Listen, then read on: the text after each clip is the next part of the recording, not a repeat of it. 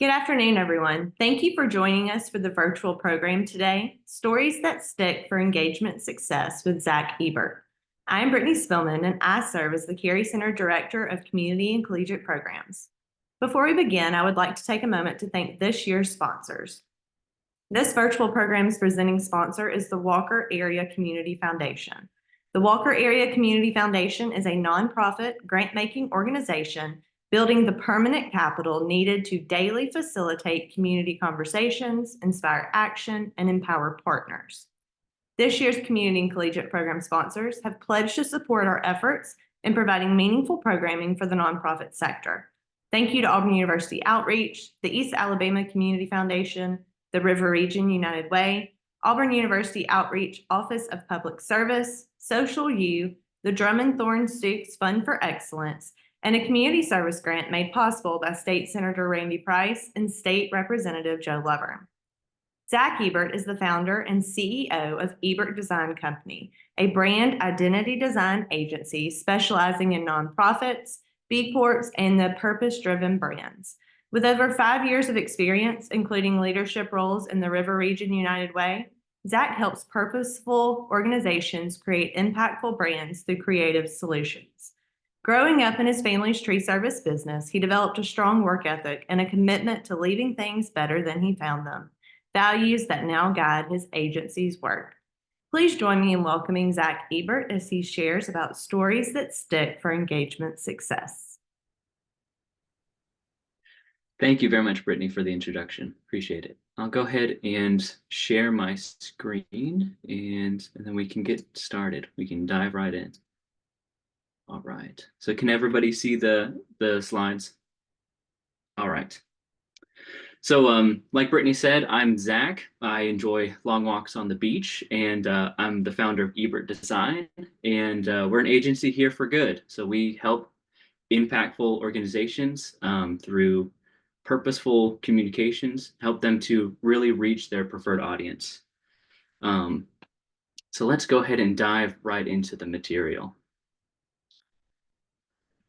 In 2003, 7 astronauts would board the Space Shuttle Columbia and set off on what would tragically become its final flight. As the shuttle lifted off, people on the ground observed a small piece of foam strike the wing. The mission was set for 12 days, which gave Boeing engineers plenty of time to come up with a risk assessment for the foam piece. Now, you might think that all that time and the critical nature of the situation, the engineers would have found a compelling way to communicate the potential danger. Instead, they provided their risk assessment in 28 dreary PowerPoint slides.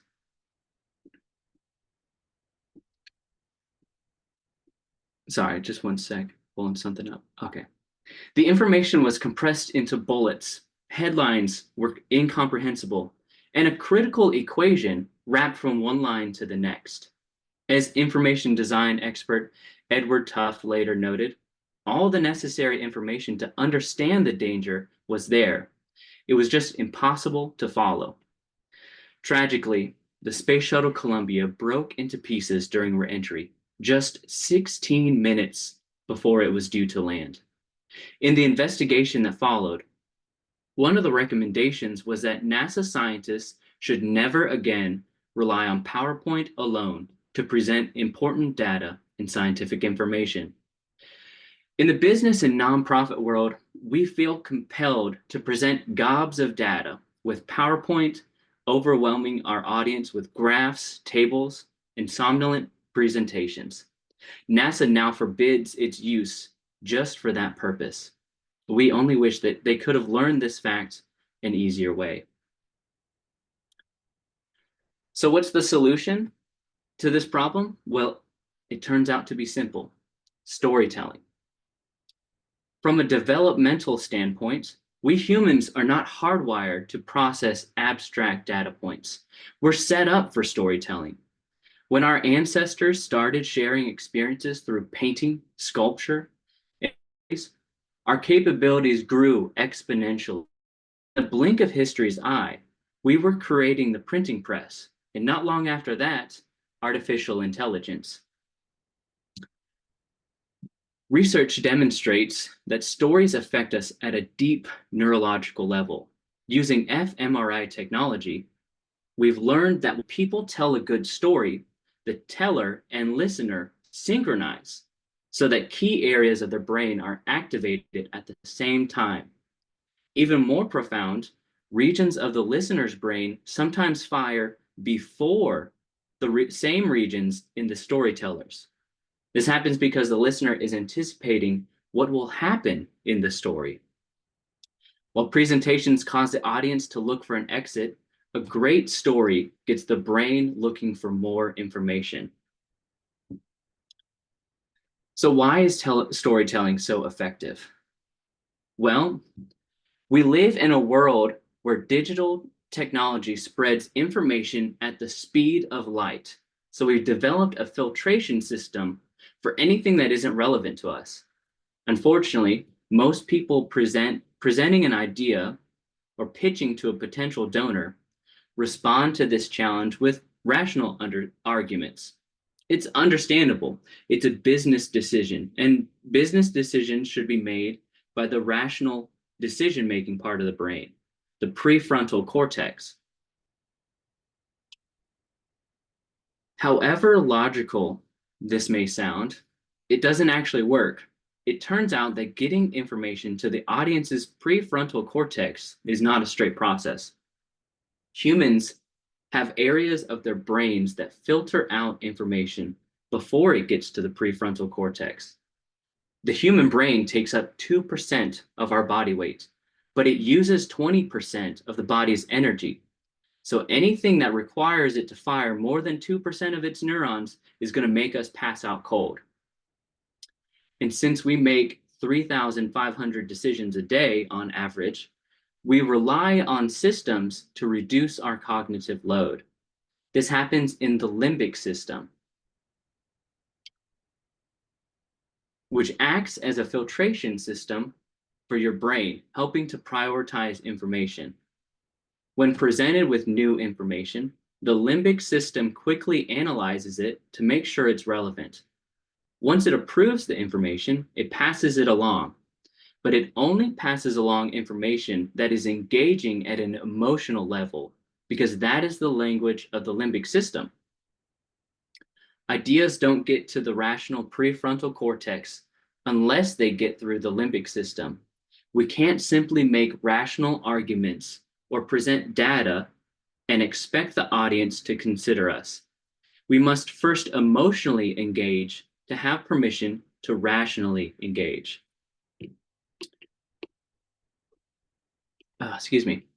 So let's move on to how we can apply storytelling to our nonprofit's content to emotionally engage with our audience. So now that we understand why storytelling is so powerful, let's dive into how we can apply it to our nonprofit content. There are two primary ways that we can do this. The first one is using the storytelling narrative to communicate our nonprofit's brand. And the second one is using storytelling structure to communicate our nonprofit's work. One of them is donor-centered, while the other one being your program audience-centered. That's going to be a key part later on.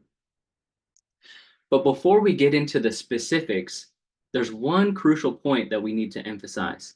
In both of these approaches, we are not the hero of the story. Now, this might sound counterintuitive. We're talking about us, aren't we the main character? But it's a fundamental principle of effective nonprofit storytelling. And now let's explore why. When we use storytelling to communicate with our donors and supporters, we're applying a narrative framework to how we present our organization and its mission. This framework is based on a typical storytelling narrative. So there's a character who has a problem, and they meet a guide who then gives them a plan and calls them to action. And that plan helps him avoid failure, and it ends in success. So let's break this down and see how it applies to our nonprofit communications. So first part we have is the identify the character. In our stories, the main character or hero isn't our organization, it's our donor or supporter. We need to focus on their desire to make a positive impact in the world. Understanding motivations for giving and supporting causes is crucial. Your program audience is another hero, and we're going to cover that later in the next program. Next, we want to define the problem. So this is where we clearly articulate social issue our nonprofit addresses. It's important to identify 3 levels of problems. There's the external problem. This is the visible challenge. So for example, hunger in our local communities would be an external problem. There's the internal problem, how it makes people feel. For example, this would be helpless about community suffering. And then there's the philosophical problem, and that's why it's fundamentally wrong. So for example, this would be no one should go hungry in our society or in our world. So next, we want to position our organization as the guide. Here's where our organization, our nonprofit, comes in, but not as the hero. We're the guide. Donors aren't looking for another hero. They're looking for a guide to help them to be the hero. And we can be a guide through showing our expertise. And we can do this through showcasing our years of expertise, the number of people we've helped, our success stories. And we're going to cover success stories later on, how to craft well-written success stories, and our testimonials. It's also crucial to demonstrate empathy by acknowledging our donors' desire to help. So next, we want to present our plan. Donors trust guides who have a clear plan. So we want to create a simple 3 to 4 step process for engaging with our nonprofit. Some examples of this might include telling the audience to learn about our cause, to choose their level of involvement. Do they want to be a donor? Do they want to be a volunteer? What level of commitment do they want to make? Make a contribution. That's one of the easiest plans to provide them, and also to see their impact through either impact reports or annual reports, any of those kind of things. So next, we want to call that hero to action. Include both direct and transitional calls to action. So a direct call to action is the main action that you want them to take. This might be a donate now or volunteer today, something very direct. But then a transitional call to action, these are the lower commitment options that you might want them to take. This could be a download our impact report or sign up for our newsletter or reports.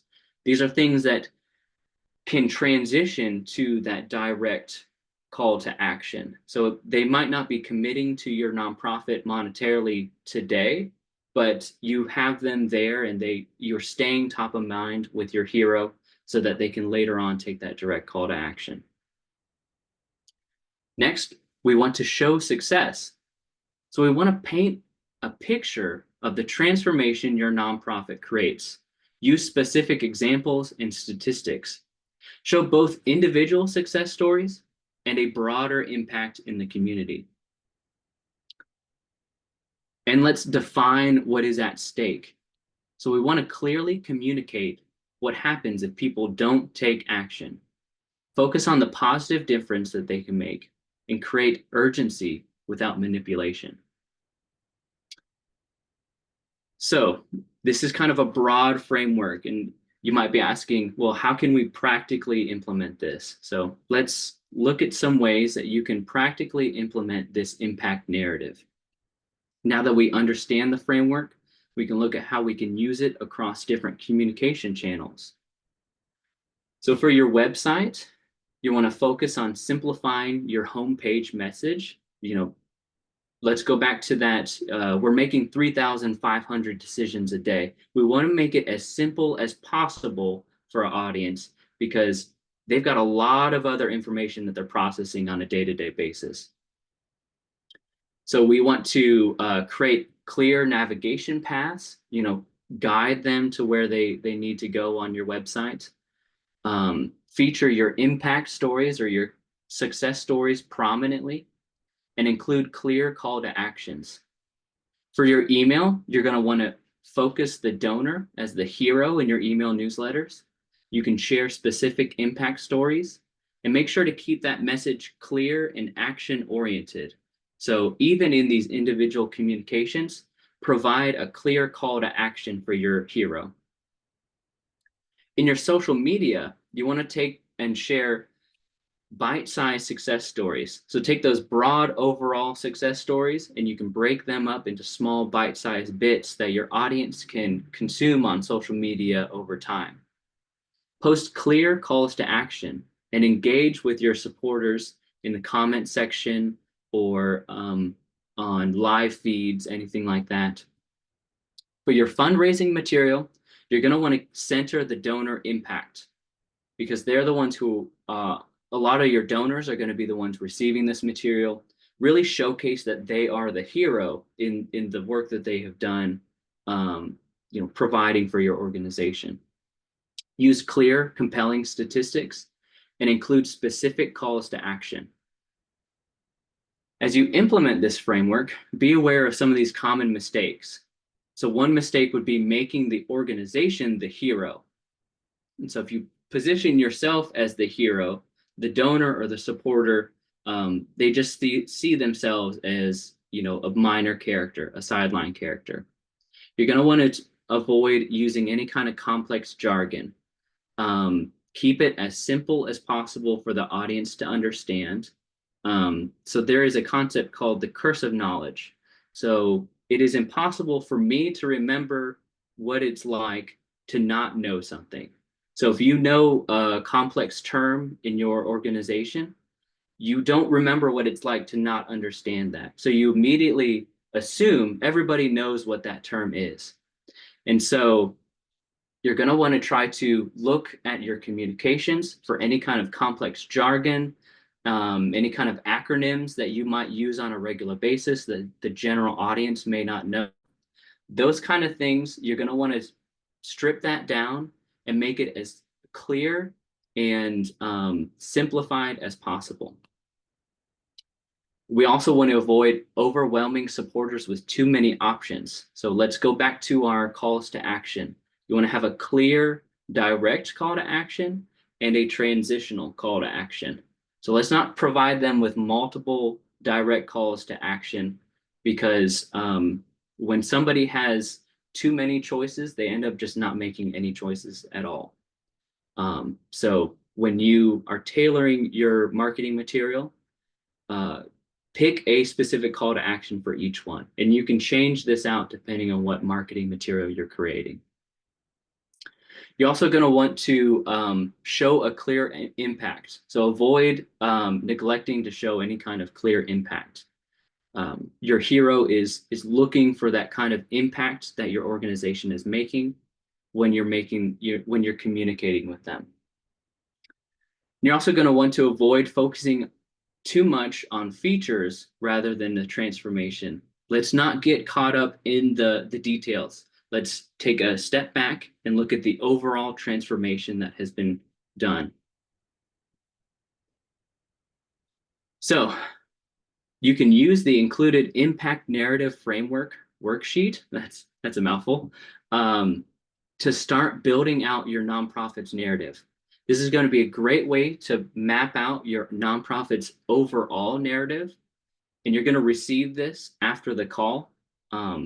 There will be a link provided that you can download and print out and fill it out as you go. So as you create your narrative for your nonprofit's overall brand, you want to focus on one simple desire.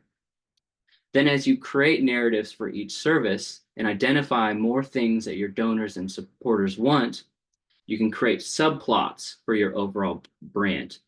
But be careful. I would suggest doing this only after you finalize the overall impact narrative of your nonprofit. Too many subplots applied to your services, it can muddy the overall narrative of your nonprofit. Have you ever watched a movie that tries to cram too much in between? It's the same problem. So we want to treat our story more like a fine dining experience, not like a buffet. So we don't want to put in every single thing that we do. We want to create one overall impact that our nonprofit does. So now that we've covered how to apply storytelling narrative to your communications, let's get a bit more tactical with it and apply storytelling to the work that you do. Before we move on, does anybody have any questions? We want to dive in, and does anything kind of pull up from this? Anything spark anything for anyone that you want us to cover?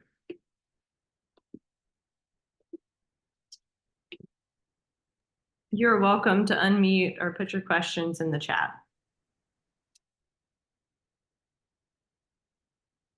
And you can, there is a hand raising action that you can do in Zoom. So if you'd like to raise your hand, feel free to do that.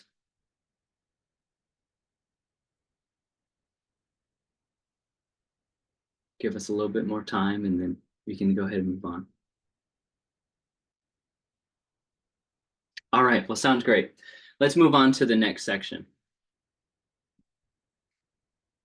So now that we've covered how to use storytelling elements in your donor communications, let's dive into how you can use storytelling structure to communicate your work effectively. We'll focus on creating compelling case studies that showcase your nonprofit's impact. Previously, we talked about creating success stories to show your expertise. Now let's dive into how to craft an effective success story or case study. So they can kind of, oftentimes a case study or success story is used interchangeably. The terms are used interchangeably, but basically a case study is a study on the services that you provided for a specific individual group of people that you can cover. You can showcase the impact that you created and use that in your website, on your marketing material, anything like that. Case studies are one of the best ways to showcase your nonprofit's expertise. They give the reader an opportunity to experience your work in a narrative form. However, there's an important shift here that I must acknowledge. While in donor communications that we had talked about previously, the donor was the hero. In the case study, your program participant becomes the main focus. Now, the donor is still a hero, but not the main hero in the case study. And we'll cover how to balance the two of them later. So what makes a good case study? Well, a good case study follows a formula. You have the title, the visuals, a brief summary, the body, and a call to action. So let's break these down. So the title, the case study title should ignite the curiosity.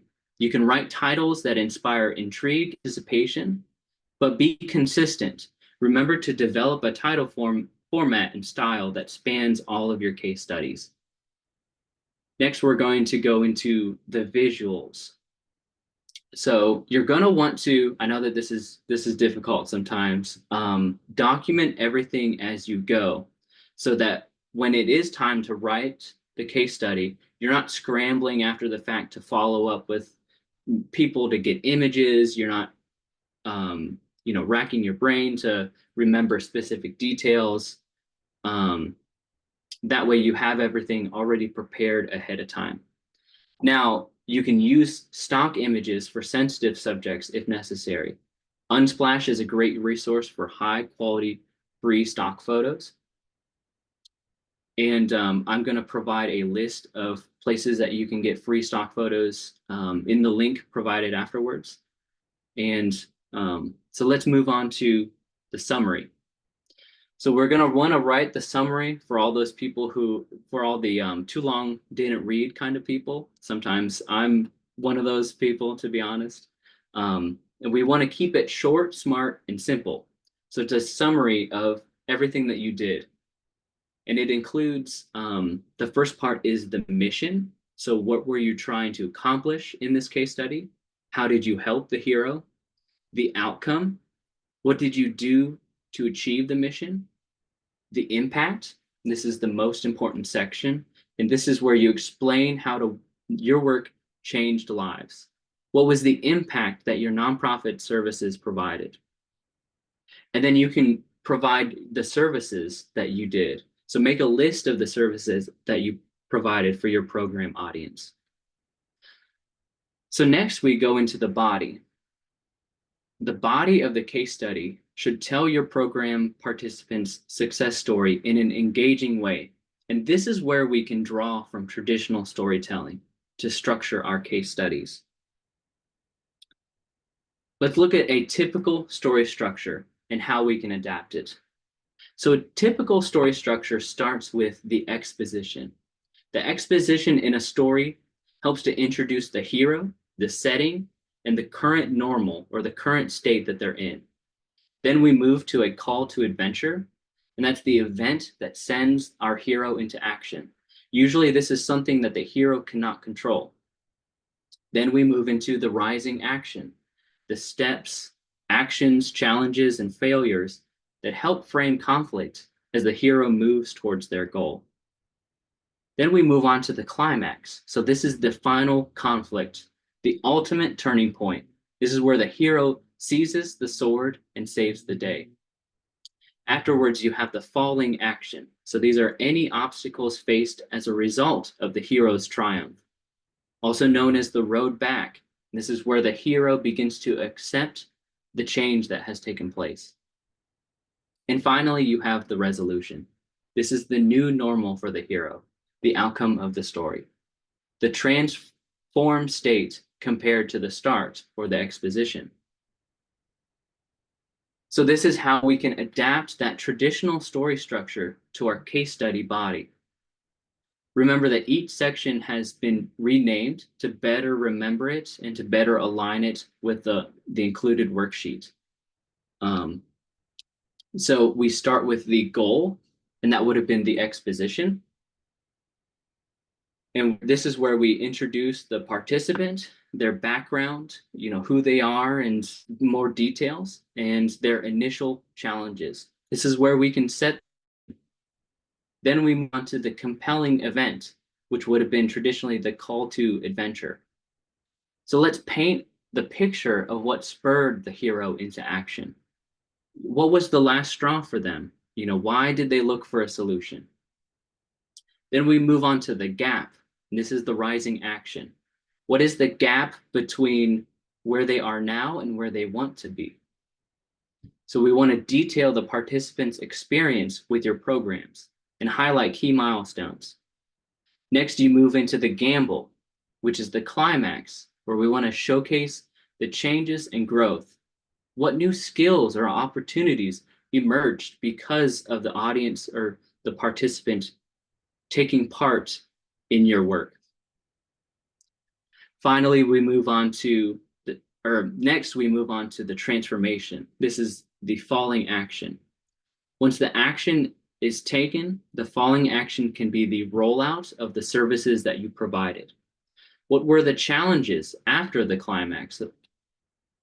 And then we move on to finally the gain or the resolution. Illustrate the broader effects on the participant's life and in the community.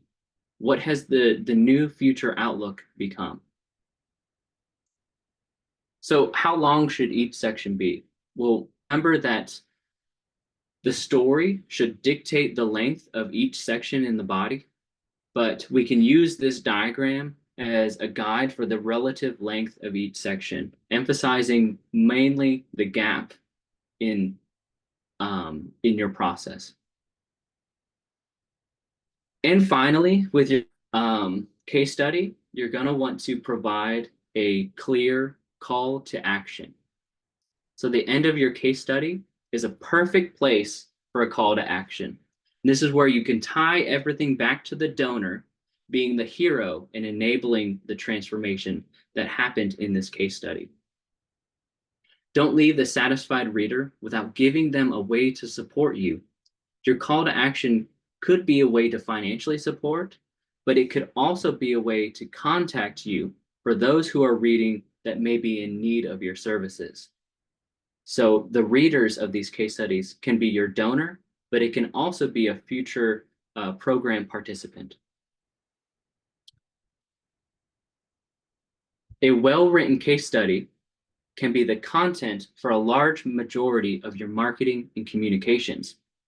The case study or success story is the core theme of the marketing campaign. And this story is then broken up into bite-sized pieces that you can share on your social media, your email newsletters, your fundraising material, and more. But remember to link all of it back to your communications, link all of your communications back to the original case study, which should be living on your website or some other easily accessed spot. If done properly, the audience would start at your marketing material. For example, they would see a post on social media, then they would follow the link back to a case study. The case study provides all of the story that they're looking for.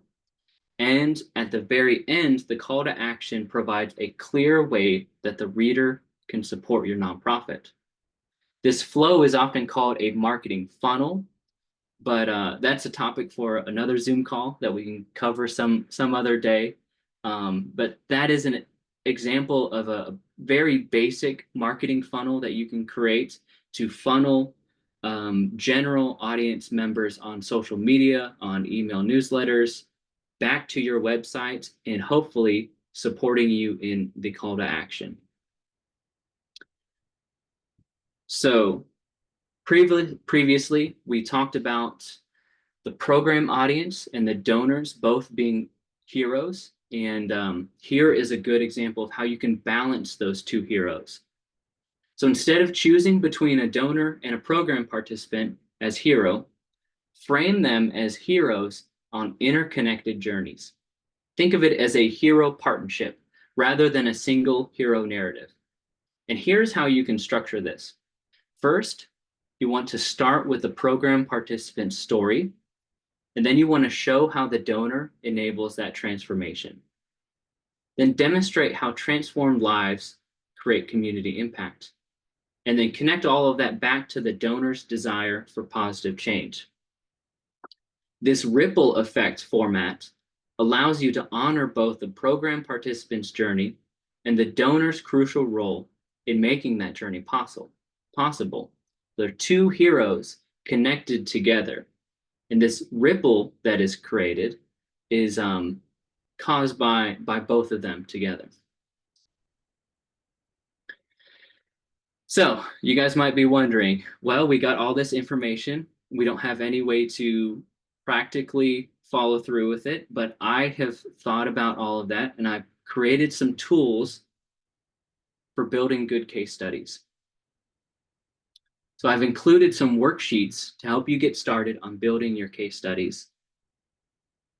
So we can go back to our impact narrative worksheet that we talked about in the first section. And you want to use that as a reference for your overall story of your nonprofit. So next we have a hero persona worksheet to help you get an understanding of who your hero is. And you're going to want to create one of these for both your and your program audience. So you're going to create multiples of these. And in a lot of marketing terms, a persona is a general overall definition of who you're targeting. So if you like a lot of crime dramas, you know, in FBI, they're making a persona of the killer that they are trying to find. This is very similar to that. There's just a lot less murder involved. So we are creating a persona of the person, the donor that we want to target. And we're creating a persona of the program audience or the person that could benefit from our audience. And using that to kind of point someone out in a crowd. So we know exactly who our donors are. We know exactly who we want to help. You can use these for different kinds of donors, different kinds of program audiences. You can make as many of these as need be. So you can use this workshop to understand their goals, their motivations, their daily life of your hero, and this understanding will help with your overall writing experience. Now, next, for the body of your case studies, we have a story worksheet, which is going to help you outline the story that you're writing in your case study.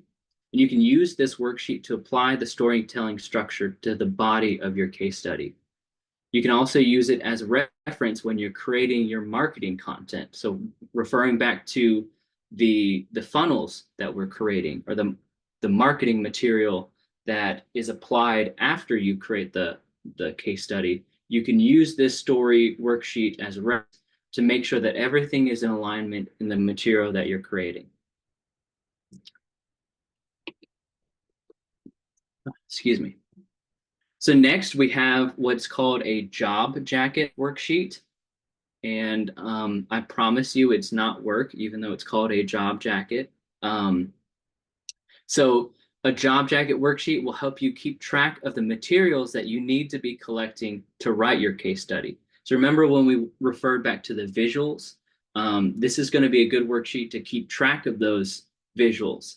So it includes a shot list or suggested pictures that you can assign someone to take these pictures during the process. And now I understand that you can't always take pictures during this process.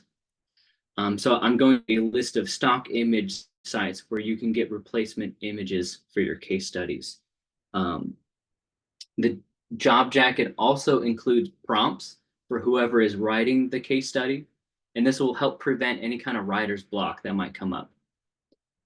And I would suggest assigning someone to this role to collect material as you go so that you aren't scrambling after the fact once you've already done the work. So let's say you provide services to somebody at the beginning of the year and end of the year is coming, you're making a big fundraising push, you want to write a case study about it to use that for your fundraising material.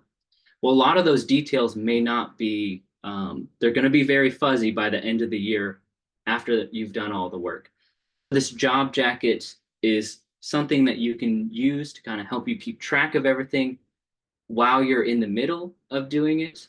So you can just slowly collect material over time. And that way you're not trying to, rack your brain and say, well, how did we make an impact? Who did we do this for? Kind of stuff. Not trying to stage photos afterwards. I know that any kind of visuals or photos is always a hard process to do when you want to provide something for social media, find somebody and pretend like you're providing a service to them. So this is a great way to kind of keep track of those visuals and keep that process going hand in hand with the services that you're providing. Now, I know what you're thinking. You're probably thinking, well, Zach, we're out here doing the work. When are we supposed to have time to write all of this about the work that we're too busy, doing? So don't worry. I've thought about that as well. And I have something for that to help.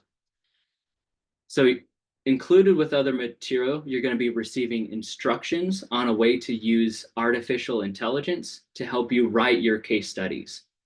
So you're going to use your story worksheet to kind of get the basic overall story. And then there's going to be instructions on how to prompt AI to write that case study, not necessarily for you, but with you. So that you have a way to write these case studies faster than if you were just starting from scratch. And so there's going to be prompts on how to instruct AI to be a copywriter for your case studies and tell it the right questions to ask you, almost as an interview. So then you can provide them with the answers, which are going to be in your story worksheet. And then after that, it will ask you, okay, do I have all the proper material? And there's another prompt where it will guide you on how to turn those questions, that interview, into a full case study. So you can take all that and you can do some of the work, provide the core details, and then let AI do all the heavy lifting. So as with the rest of the material, all this is going to be provided in a link after the call. So as you can see, storytelling is a powerful tool for communicating your nonprofit's impact. By using these techniques in your donor communications and case studies, you can create more engaging, emotionally resonant content that will inspire action and support. Do you need more help building your impact narrative or case study? Or do you need help applying these case studies to your marketing material? Feel free to reach out to me after this for assistance. You can scan the QR code for my business card, or I have clear contact information at the bottom. So I've provided time that we can kind of cover the material provided. Has this sparked any questions? Or would anybody like to share how they might use these storytelling frameworks for their work? Or is there anybody out there who doesn't know how to apply this to their work? I'd love to kind of work together with you on it.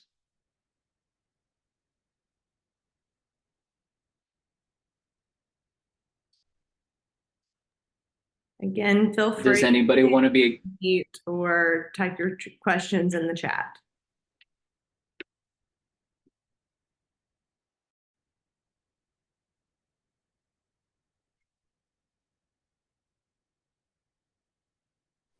Does anybody want to be the guinea pig and go through the process for their nonprofit?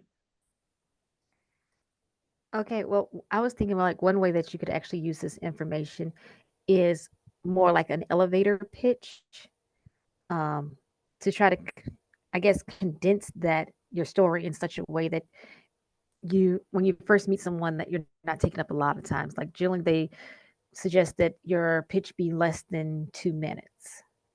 So if you could just give us a little bit more detail on that, that'd be great. Yeah. So I would suggest that initial impact narrative framework. You can use that as a clear kind of guide, and condense that down into an elevator. So let's go back to the material. We have a character with a problem meets a guide who gives them a plan, calls them to action that ends in success and avoids failure. So your impact narrative, which I can share that, it's going to be a clear map, and you can condense that down into a brief elevator pitch. I got too many windows open. 1 second.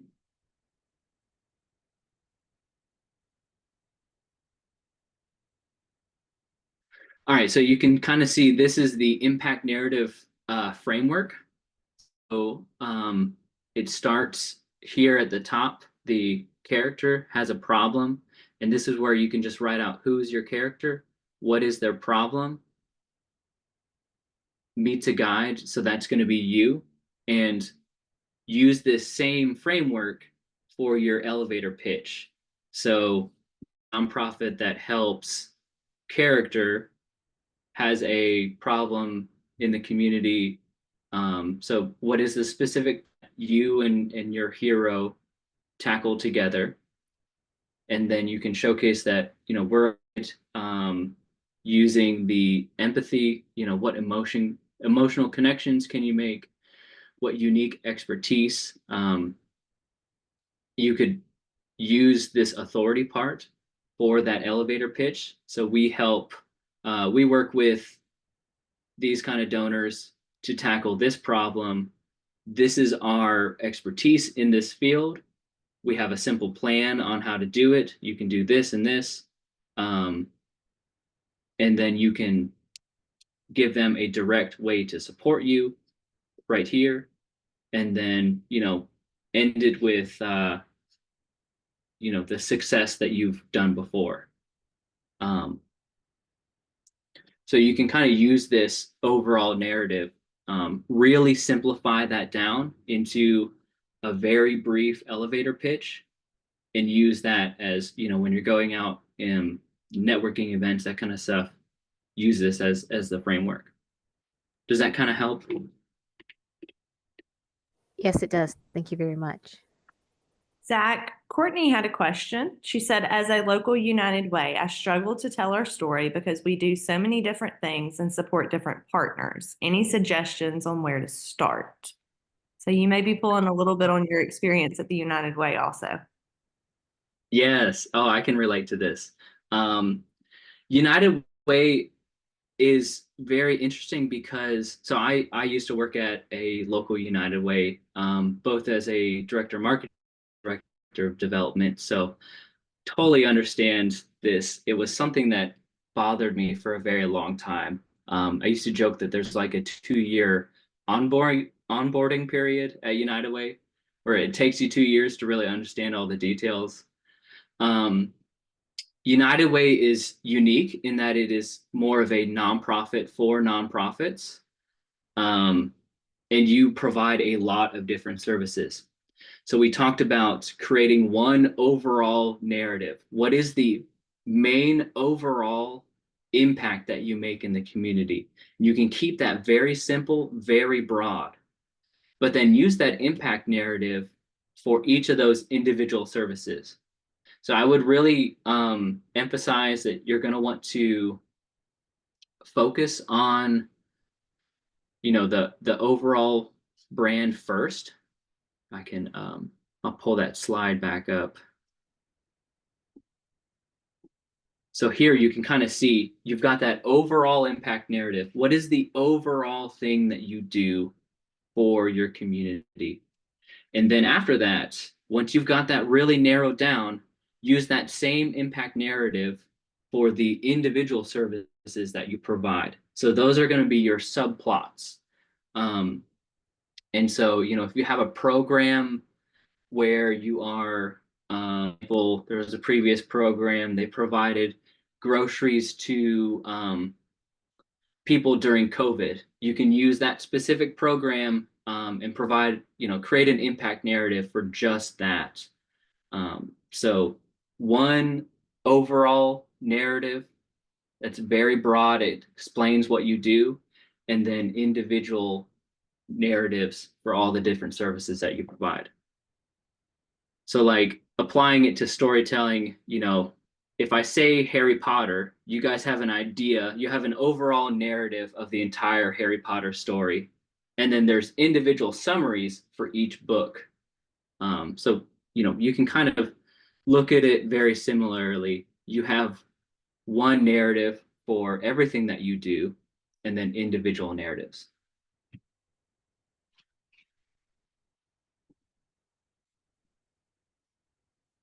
Courtney, did that help? She said, yes, it was very helpful. Thank you. Okay, good. Any other questions? Anything else that we want to kind of dive into? I know it was kind of dense. There's a lot of material. We can kind of dive into more of that. If you would like to learn more about this kind of framework and everything, I would suggest reading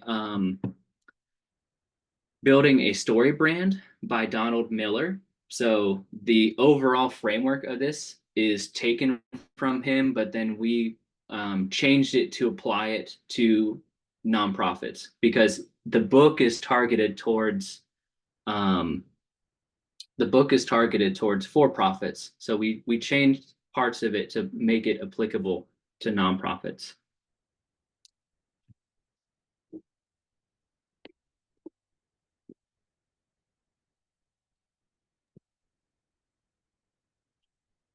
So the worksheets are going to be provided afterwards, and I'm going to provide a like a dashboard that has download links and the AI instructions.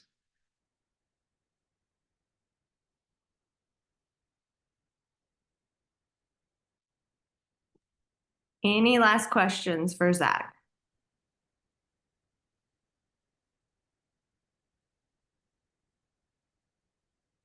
Well, Zach, thank you so much for a wonderful program. Everyone, you'll be getting an email from me with a link to today's presentation and a recording and a short 3-question survey. The Carey Center Nonprofit Affiliate Program currently serves over 360 nonprofits in Alabama and beyond and offers educational programming, professional development, and networking opportunities to nonprofit professionals.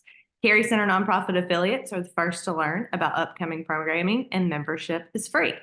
We are excited to announce that we are now offering the Carey Center Nonprofit Professional Certificate. This is an online, non-degreed certificate and offered through a partnership with the Auburn University Office of Professional and Continuing Education and Merit Nonprofit Professional Development, and provides a tailored curriculum for nonprofit professionals. Merit is an anytime, anywhere learning platform that builds 6 core nonprofit proficiency areas, including leading, learning, resource generating, planning, managing, and overseeing through 28 different learning paths. Thank you for joining us today. We hope to see you at one of our monthly virtual programs or in person for our nonprofit training series currently traveling the state. Thank y'all. Have a wonderful day.